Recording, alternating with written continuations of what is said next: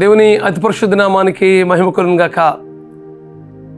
Oh for today వాక్య సందేశంలోనికి మిమ్మల్ందరినీ ప్రేమపూర్వకమైన ఆహ్వానాన్ని తెలియజేస్తున్నాను.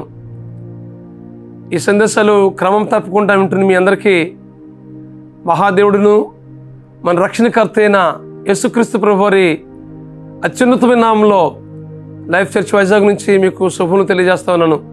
ఈరోజు ఇర్మియా గ్రంథం 30వ అధ్యాయం 17వ వచనం చదువుకుందాం. ఇర్మియా గ్రంథం 30వ అధ్యాయం 17వ వచనం చదువుకుందాం. ఎవరును లక్ష్య పెట్టని సియోనునియు వెలువబడినదనియు నీకు పేరు పెట్టుచున్నారు. అయితే నేను నీకు ఆరోగ్యం కలుగజేసేదను, నీ గాయములను మాన్పెదను, ఇదే యెహోవా వాక్కు. ఈ మాటలు ఇర్మియా భక్తుడితో దేవుడు తన ప్రత్యక్షతను తెలియజేస్తున్న మాటలు ఇవి. ఇశ్రాయేలు ప్రజలు యూదా ప్రజలను ఉద్దేశించి వారు చెర నుంచి విడిపించాలని, వారి యొక్క జీవితాన్ని పునరుద్ధరించాలని దేవుడు వాగ్దానం చేస్తున్న మాటలు ఇవి. బబులోను దేశంలో యూదా ప్రజలు 70 సంవత్సరాలు చెరలో ఉన్నారు. అలాగే ఇశ్రాయేలు ప్రజలు కూడా అశూరు వారి స్వాధీనంలో బానిసలుగా ఉన్నారు.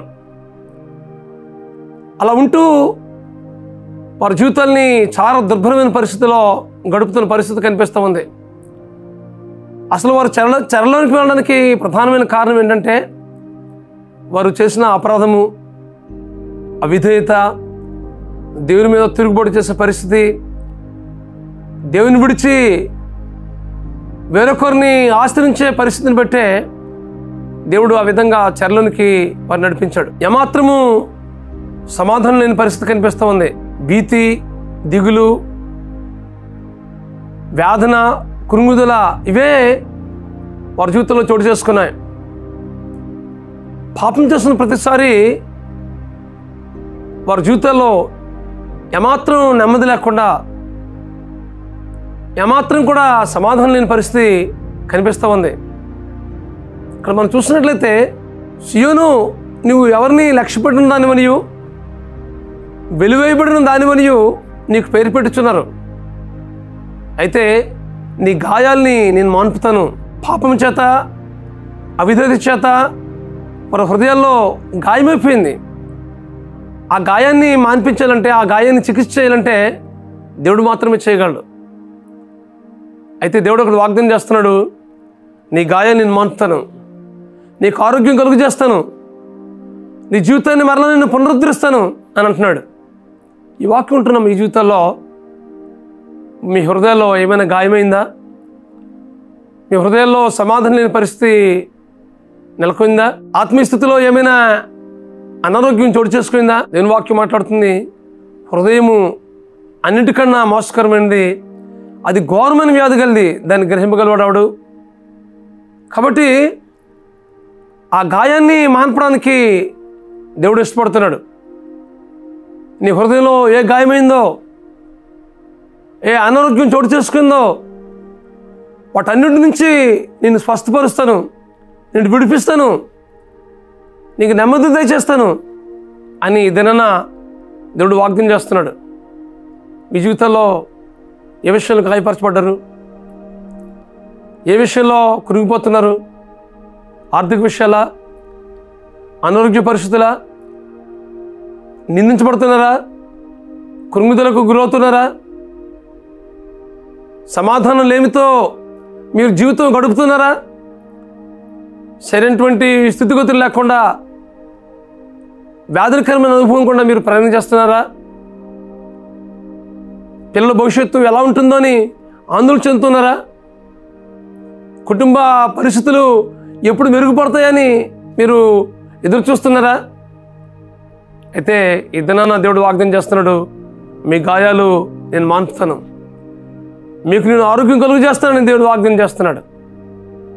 మీరు ఏ స్థితిలో ఉన్నప్పటికీ ఆ స్థితి అంతటి నుంచి మిమ్మల్ని విడిపించి మిమ్మల్ని ఆదరిస్తానని దేవుడు వాగ్దానం చేస్తున్నాడు. హృదయంలో తగిలిన గాయం ఎవరు బాగు చేయగలరంటే హృదయాన్ని తయారు చేసిన ఆయనే బాగు చేయగలడు. ఈ లోకంలో ఏదైనా భౌతికంగా అనారోగ్యం ఏర్పడితే ఒకవేళ వైద్యులు బాగు చేయొచ్చు ఏమో, కానీ మనం పరమ డాక్టరు మన హృదయంలో ఉన్న వేదన, కృంగుదల, ఆత్మీయస్థితిలో ఏదైతే మనం నలిగిపోయిన పరిస్థితి ఉందో వాటన్నిటి నుంచి మానసికంగా కానీ ఆత్మీయ జీవితంలో కానీ నీకు ఆరోగ్యం కలుగజేయాలంటే, నీ స్థితిని సంపూర్ణంగా మార్చాలంటే, లేకుంటే నీ గాయాన్ని మాన్పాలంటే మనం ప్రభు దగ్గరికి వచ్చి ఏ విషయాలైతే మనం గాయపరచబడ్డామో, నలిగిపోయామో, ఏ విషయాలైతే కృంగిపోయామో ఆ సమస్య అంతటినీ ప్రభు ముందు తేటగా తెలియపరిచినప్పుడు వాటన్నిటి నుంచి విడిపించి ఈ జీవితంలో గొప్ప సమాధానాన్ని, గొప్ప సంతోషాన్ని ఇవ్వబోతున్నాడు. ప్రయాసపడి భారం మోసుకున్న సమస్యలారా నా ఎద్దుకు రండి, నేను మీకు విశ్రాంతి కలిగజేస్తానని దేవుడు వాగ్దానం చేస్తున్నాడు.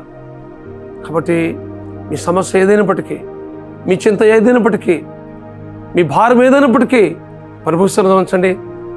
దేవుడు మీ జీవితంలో ఆరోగ్యం కలుగజేసి ఆ గాయాన్ని మాన్పి మీ జీవితంలో గొప్ప సంతోషాన్ని, సమాధానాన్ని ఇవ్వబోతున్నాడు. అట్టి కృప పరిశుద్ధాత్మ దేవుడు మీకు అనుగ్రహించి నడిపించును గాక. ప్రార్థన చేసుకుందాం. ప్రేమల మా తండ్రి, పరిశుద్ధుడైన ప్రభువా, ఈ వాక్యం ఉంటున్న మా ప్రియుల జీవితాల్లో ఏ విషయాన్నైతే గాయపరచబడ్డారో, ఏ విషయాన్నైతే ప్రభువా నలిగిపోతున్నారో, ఏ విషయాన్నైతే కృంగుదలకు గురవుతున్నారో, మానసికంగా, శారీరకంగా, ఆత్మీయ జీవితంలో ఏమాత్రం నెమ్మదిలేని పరిస్థితులు ఉన్నారో అలాంటి వారందరికీ ప్రభువా మీ శాంతి, మీ సమాధానం వారికి అనుగ్రహించి, ఏ చరానుభూలతో వారి జీవితంలో ఉన్నాయో ప్రభు వాటన్నిటి నుంచి విడిపించి వారి జీవితంలో గొప్ప సమాధానాన్ని, సంతోషాన్ని అనుగ్రహించమని ప్రార్థిస్తూ మీ కృపగల హస్తాలకు అప్పగించుకుంటూ మా ప్రభువైన యేసుక్రీస్తు నామములో ప్రార్థించి వేడుకుంటున్నాం మా పరమ తండ్రి. ఆమేన్, ఆమేన్, ఆమేన్. దేవుడు మీ జీవితంలో, మీ ఆత్మీయ జీవితంలో గొప్ప ఆరోగ్యాన్ని కలుగజేసి మీ హృదయంలో ఉన్న గాయమంతటిని మాన్పి మీ జీవితంలో గొప్ప సమాధానాన్ని ఇచ్చుట్లో పరిశుద్ధాత్మ దేవుడు మీకు సహాయం చేసి నడిపించును గాక. God bless you friends. దేవుడు మీకు నిత్యము తోడు ఉండి ఆయన సంతోషాన్ని, ఆయన సమాధానాన్ని మీకు ఇచ్చుట్లో దేవుడు కృప చూపించును గాక. God bless you. Have a wonderful day.